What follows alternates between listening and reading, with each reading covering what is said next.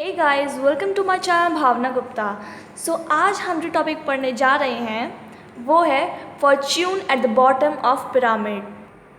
सबसे पहली बात तो ये कि Fortune at the bottom of pyramid जो है ये दिया था सीके प्रहलाद ने। ये बेसिकली कौन थे? ये थे one of the top 5 management thinkers of the world. तो इन्होंने काफ़ी सारे रिसर्च पेपर्स लिखे, बुक्स लिखे। इनकी जो बुक थी एक, उसका नाम था the Fortune at the bottom of the pyramid. उसमें इन्होंने क्या लिखते हैं कि जो टॉप कंपनीज़ हैं, वर्ल्ड के जो टॉप कंपनीज़ हैं, उन्हें किस पे फोकस करना चाहिए? उन्हें फोकस करना चाहिए लो इनकम मार्केट्स पे, यानी कि जिसे हम बोलते हैं bottom of the pyramid markets. कहने का मतलब ये कि जो भी प्रोडक्ट ये टॉप कंपनियाँ बना रही हैं, सर्विसेज दे रही हैं, वो बेसिकली आपको किसके लिए बनाना है? आपको बनाना है पुअर लोगों के लिए, गरीब लोगों के लिए। अब इस मार्केट को हम बोलते हैं bottom of the pyramid markets, जो कि लो इनकम मार्केट भी कहा जाता है। अब आपको इसको ही क्यों फोकस करना है?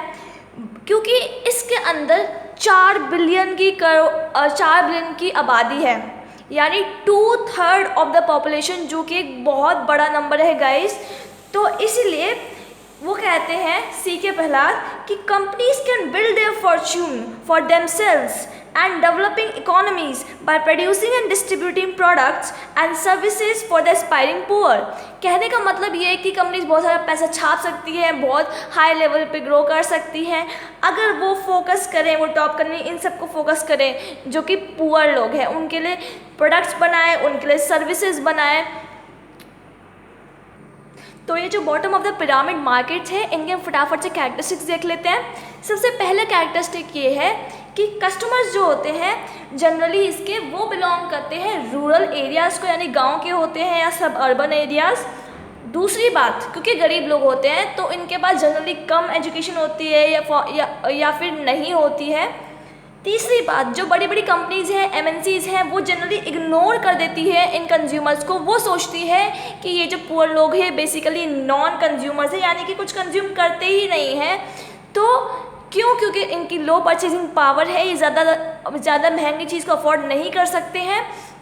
तो बेसिकली ये जो मार्केट है, बीओपी मार्केट है, अंडर टैप्ड रह गया है। कहने का मतलब ये, यहाँ आते कंपटीशन नहीं है, यहाँ कॉम्पिटिटर्स बहुत कम हैं।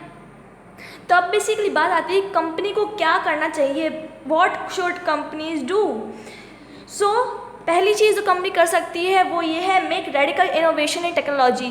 कहने का मतलब ये कि आपको कुछ नई टेक्नोलॉजी लानी पड़ेगी, कुछ इनोवेशन करना पड़ेगा, और कुछ इस तरह करना है कि जो यूनिक नीड्स है, जो नीड्स है आप कंज्यूमर की, उन पुअर लोगों के जिनके लिए आप ये प्रोडक्ट और सर्विस बना रहे हैं, उनको आप सेटिस्फाई कर पाएँ और उनकी परचेजिंग पावर के अंडर हो, यानी कि वो उस चीज़ को अफोर्ड कर पाएँ।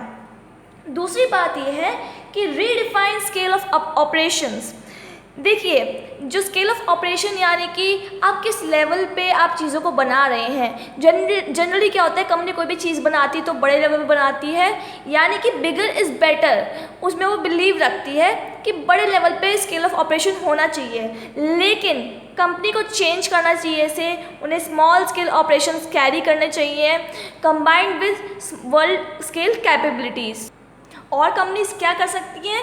नए मॉडल्स, बिजनेस मॉडल बना सकती है, डेवलप कर सकती हैं, और कुछ इस तरह बनाए जाए कि इसमें इवैल्यूएट किया जाए प्राइस को, यानी कि प्राइस को आपको कम करना है इस बार। तो बेसिकली हम देखते हैं बीओपी मार्केट के रिगार्डिंग कि 4 एज हैं, 4 age of Anderson and below. First age के अंदर आता है एक्सेप्टेबिलिटी। इसमें क्या है कि जो यूनिक नीड्स है आप कंज्यूमर्स की, जो कि पुअर है, तो आप बीओपी कंज्यूमर्स की नीड्स को ध्यान रखते हुए अपना प्रोडक्ट या सर्विस बनाइए। दूसरी बात, अवेलेबिलिटी, प्रोडक्ट जो है ईजिली अवेलेबल होना चाहिए। तीसरी बात, अवेयरनेस, आपको अपने प्रोडक्ट और सर्विस के रिगार्डिंग बीओपी मार्केट में अवेयरनेस फैलानी है। चौथी बात, अफोर्डेबिलिटी, ऑफकोर्स आपको प्राइस कम रखना है ताकि पुअर लोग उसको अफोर्ड कर पाएँ। बीओपी का सबसे बेस्ट एग्जांपल है बीओपी मार्केट का हिंदुस्तान यूनिलीवर्स लिमिटेड। पहले तो क्या करती थी, ये अपने प्राइसेस को बहुत ज़्यादा हाई फाई रखती थी, बहुत ज़्यादा महंगी चीज़ रखती थी, लेकिन बाद में 1990s में क्या हुआ, निरमा आ गया। जैसे ही निरमा आया, क्योंकि ये लो प्राइस पे था तो लोग इसको ज़्यादा से ज़्यादा खरीदने लगे, तो बहुत ज़्यादा कंपटीशन फेस किया HUL ने। फिर HUL को अगला आ गई 1995 ने, उसने व्हील बनाया। व्हील जो बनाया था उस ऐसा बनाया था पुअर लोगों की नीड्स को ध्यान में रखते हुए। उसमें बहुत ही कम लो ऑयल वाटर रेशियो था, basically very low oil water ratio. और वो इसलिए था कि पुअर लोग जो होते हैं जनरली अपने कपड़े पॉन्ड्स या रिवर्स में धोते थे। दूसरी बात ये कि इन्होंने क्या किया, अवेयरनेस फैलाने के लिए सोशल थीम का सहारा लिया, क्लीनलीनेस का। जैसे कि आपने ये एडवर्टीजमेंट तो देखा ही होगा, हाथ मुंह बम बीमारी होगी कम। तो हाथ का थ्रू ये बोलना चाह रहा है लाइफ बॉय यूज़ करिए, हैंड वॉश करिए, मुंह से आप basically drink water through Pureit, और बम यानी कि आप टॉयलेट क्लीन करिए हार्पिक के थ्रू। तो बेसिकली इस तरह इन्होंने तीनों ही अपने प्रोडक्ट्स को सोशल थीम के थ्रू उन्होंने अवेयरनेस फैलाई। I hope you like my video. If you like it then please like share and subscribe. Bye.